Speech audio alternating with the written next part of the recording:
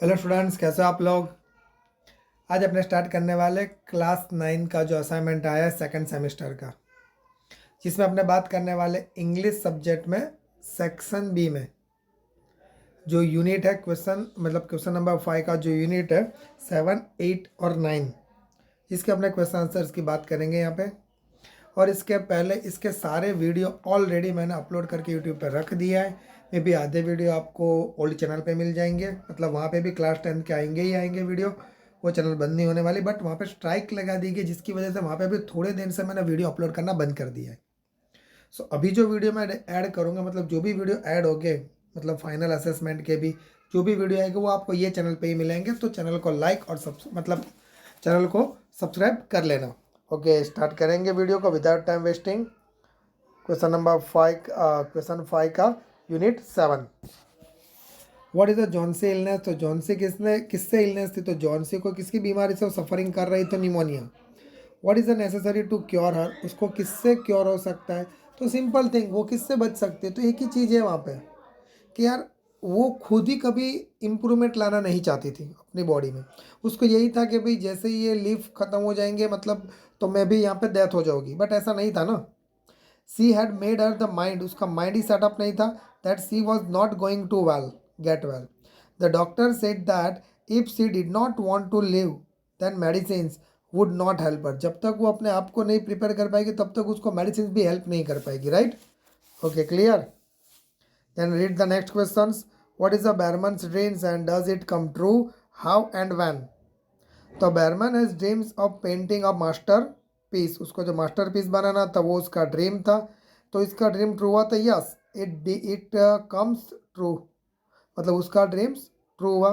Towards the end of the painting, जब वो painting बना रहा था उसका लास्ट जो लाइफ थी, the last I will leaf which decided the whether and Johnsy would live और डाई। करेक्ट, मतलब जॉन्सी को मरना, मतलब मरने देना है या बचाना है, उसको बचाने के लिए, राइट। वो बैरमन ने क्या किया, पेंटिंग बनाया। सो दैट्स वाई बैरमन की डेथ हुई, और बैरमन ने जो लास्ट पेंटिंग बनाई वो उसका मास्टरपीस था। Done. Okay, next questions. What is the Behrman's masterpiece, why does Sue call it a masterpiece. Behrman's masterpiece is the last I will live on the vine, मतलब जो वाइन के ऊपर जो last live था उसके related जो उसने piece बनाया था, मतलब जो पेंटिंग बनाई थी उसके रिलेटेड बता रहे हैं। सुई says this because it look at original, मतलब किस तरह दिख रहा था, ओरिजिनल की तरह दिख रहा था, as the real I will leaf which fell at night में भी। जॉन्सी वॉज लुकिंग, जॉन्सी भी देखने लगी at the painting and the thinking it to be a real, ऐसा लग रहा था कि ये पेंटिंग नहीं है, रियल है। That is how she recovered from her depressions as she had linked her death to the last I will live on vine. Okay, done. तो इस तरह सुई ने क्या बताया कि भाई ये इसका मास्टर पीस था। Done for this. Okay, then start करेंगे next chapter, next unit, unit 8 के। when the why does the Jain Gaudisco break down it years after the fire। देखो ये पता है कौन सी स्टोरी है, home not for home, right, वो वाली जो स्टोरी उसके रिलेटेड यहाँ पे बात कर रहे हैं। तो first of he break down the tears because it was all too overwhelming, मतलब उसका जो भी था for him is taken in, he was suffering the big loss, क्योंकि उसके पास जो भी था वो सारा क्या हो चुका है, ये टाइम पर लॉस हो चुका है, क्योंकि फायर हो गया जिसकी वजह से जो भी सारी चीज़ें सारी बर्न हो गई, अभी उसके पास कोई चीज़ें बची नहीं है। He recently moved into a new school, new high school में गया, where all the students were new, वहाँ पे सारे के सारे स्टूडेंट्स भी नए थे। Next, the fire had engulf his house, और फायर ने क्या कि उसका हाउस को अपने चपेट में ले लिया था। Which had been his only one place of comfort and now he could not find his the cat anywhere, मतलब एक ही उसके साथ था जो उसके साथ वो बैटर फील कर रहा था, वो था उसका कैट, और वो भी उसको छोड़ के चला गया था कहीं और। So he presumes that the cat is a prisoner in the fire. Correct. देखो स्टोरी में क्या था आपको ऑलरेडी पता ही होगा, स्टोरी में क्या था, क्योंकि न्यू स्कूल चेंज होती है, न्यू टीचर्स आते हैं, उसके लिए वो डिप्रेस होता है, डिप्रेस में होता है, दैट आफ्टर दैट स्कूल पे जाने के बाद जैसे ही घर पे आता है तो सेकंड डे क्या होता है, उसका जो पूरा होम होता है वो फायर की वजह से जल जाता है, तो उसके पास कोई चीज़ बचती नहीं, उसका जो कैट था वो भी उससे दूर चला जाता है। सो दैट ये स्टोरी में यहाँ पे बताया गया है। देखो मैंने थोड़ी सी और सिंपल फॉर्म में समरी बताई है, बट यार डिटेल में बहुत ज़्यादा है। स्टार्ट करेंगे next question. How do you know that the author and his cat are very fond of each other? Where did the cat disappear after the fire? Who bring it back and how? The author said that the cat was never far for him. उससे दूर नहीं था. He had rescued it when it was a kitten and he felt that it knew that he was then one responsible for giving it the good life के लिए.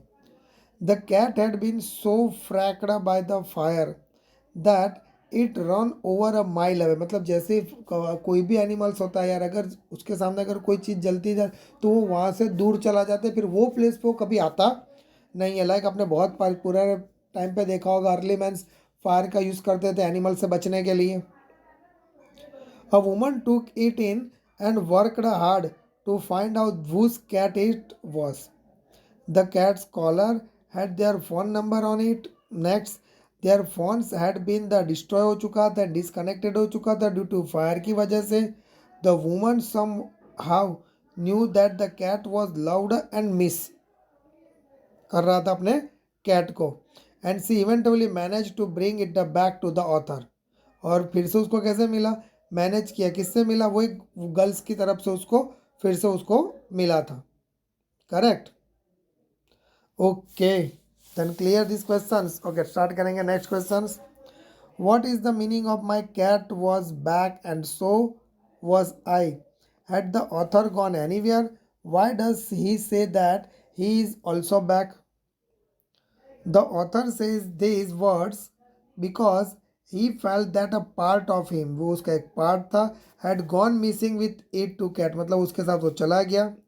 He does not physically go anywhere, but mentally he felt a little lost without the cat. मतलब देखो physically तो उसके पास नहीं था, but mentally उसके साथ था, ऐसा उसका लग रहा था कि मैं उसके बिना ले रहा हूँ. फिजिकली तो था ही नहीं वहाँ पे, बट मेंटली उसको ऐसा ही था कि भाई कैट मेरे साथ है. But lost without to cat. Even though he had settle down in the life में सेटल आगे निकलते गए, made friends and he still miss the cat. फिर भी वो कैट को क्या कर रहा था, मिस कर रहा था.